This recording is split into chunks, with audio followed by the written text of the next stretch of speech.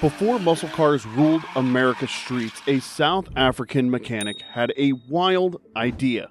Take Ford's elegant European Capri and give it the heart of a monster. This is the story of the Capri Perana. Following the remarkable surge of muscle cars in the late 60s, everyone in the US desired to join the trend. Around the globe, each market had its own perspective on what defined an excellent muscle car. Many of the finest interpretations were frequently the most straightforward, a compact vehicle with a powerful V8. Among the various cars produced in the late 60s and early 70s, few were as stylistically distinctive as the Ford Capri. It was nonetheless quite underpowered, with the 1300 and 1600 Kent engines used for the standard model and the 2-liter V4 employed in the slightly more potent variant. Upon its arrival in South Africa, a tuner linked to the brand recognized a chance, and what he did took the Ford Capri to a whole nother level. In automotive tradition, South Africa stands out for having designed and manufactured a number of distinctive and exceptional vehicles throughout the years, typically with a sporty flair and nearly all showcasing a sophistication that reflected the engineering skills present in the country, despite its isolation during that period. One example of this type of vehicle was the Capri Perana, a muscle car created from Ford of Europe's sleek new coupe. The Perana was conceived by Basil Green, a Johannesburg garage owner and tuning expert, and became one of just 2 independently produced cars ever created with the complete support and endorsement of Ford. The other? None other than Carroll Shelby's Cobra. The Capri Perana initiative originated in the late 1960s when Ford South Africa was backing Bobby Althoff globally with the Wilmot team. In that region, the company was running a Falcon car, but it wasn't doing very well, which made them look for something better, especially since they knew their big competitor, General Motors South Africa, was bringing out the strong Holden Monaro 2.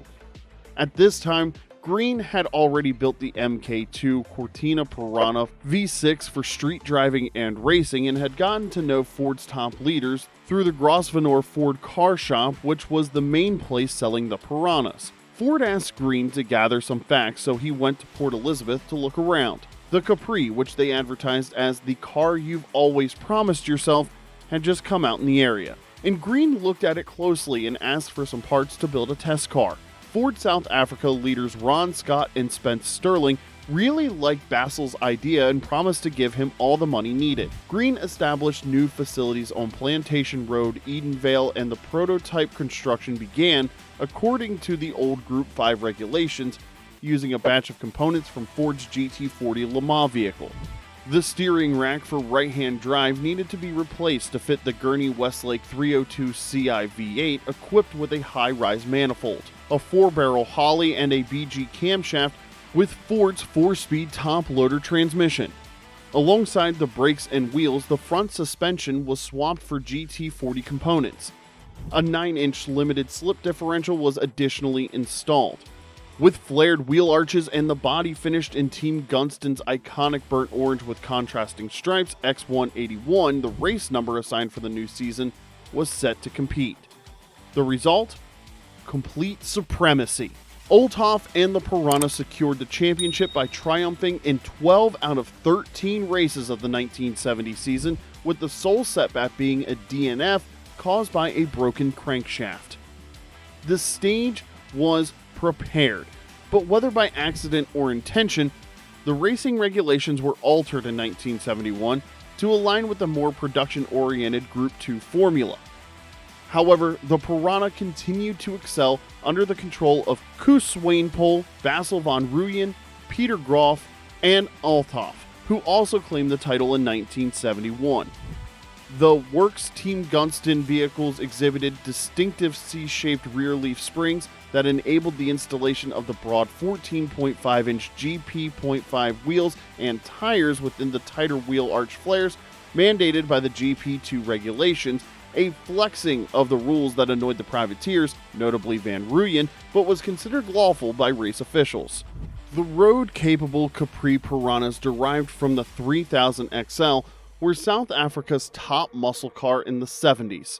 In standard configuration, the V8 produced 150 kilowatts, but there were versions offering 186 kilowatts and 220 kilowatts, with the latter generating approximately 270 Nm of torque at 3,500 RPM, achieving a 0 to 100 km per hour acceleration in 6.7 seconds and a maximum speed close to 230 kilometers per hour. Positioned on a 38mm lowered suspension with firmer springs at the front, the Capri Perana performed admirably in both ride quality and handling. The standard brakes with tougher pads were the only concern, as they tended to fade rapidly under heavy use.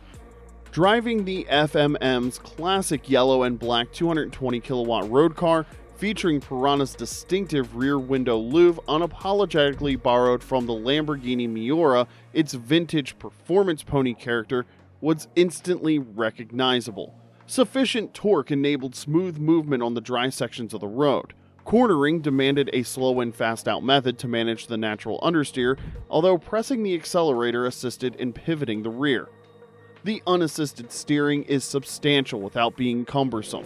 It also sounds impressive, the dual exhaust producing a deep growl that increased in sync with the rev counter's needle. Possibly the most renowned of South Africa's locally made performance vehicles, the Capri Perana was associated with Team Gunston and quickly turned into a classic symbol. FMM's example has recently been meticulously inspected and is now in flawless condition. At present, it can be seen in Hall C. The Ford Capri Perana represents one of the most fascinating chapters in automotive history, emerging from the innovative spirit of South Africa during the 1970s. In an era when muscle cars dominated American roads, this extraordinary machine proved that automotive excellence knew no borders. Born from the vision of Johannesburg tuning expert Basil Green, the Perana wasn't just another modified car. It was a thoroughbred performer that earned Ford's official blessing, joining the legendary Shelby Cobra as one of only 2 independently produced cars to achieve this distinction. What made it truly special was the marriage of European styling with American muscle. A Gurney Westlake 302 Ci V8 heart transplanted into the sleek body of a Ford Capri. On the racetrack, the Perana proved absolutely dominant. With Bobby Althoff behind the wheel, it claimed an astounding 12 out of 13 races during the 1970 season. But perhaps more importantly, it brought this racing pedigree to the streets. The road-going version, producing up to 220 kilowatts of raw power, could sprint from 0 to 100 kilometers per hour in just 6.7 seconds. And those were remarkable figures for its time. With its distinctive styling, including the Lamborghini Miura-inspired rear window louve, it became more than just a car. It became a symbol of South African engineering prowess. Today, the Capri Perana stands as a testament to what can be achieved when passion meets engineering excellence. While it may have had its imperfections, notably those fade-prone brakes, it remains one of South Africa's most celebrated automotive achievements, a reminder of an era when local ingenuity could create something truly extraordinary. As surviving examples become increasingly rare, the legend of this remarkable machine only continues to grow, securing its place in the pantheon of automotive greatness. If you've enjoyed this journey through automotive history, don't forget to hit that subscribe button and ring the bell to catch more untold stories of legendary machines. And hey, let us know in the comments, what other forgotten muscle cars should we feature next? Thanks for watching. We'll see you next time.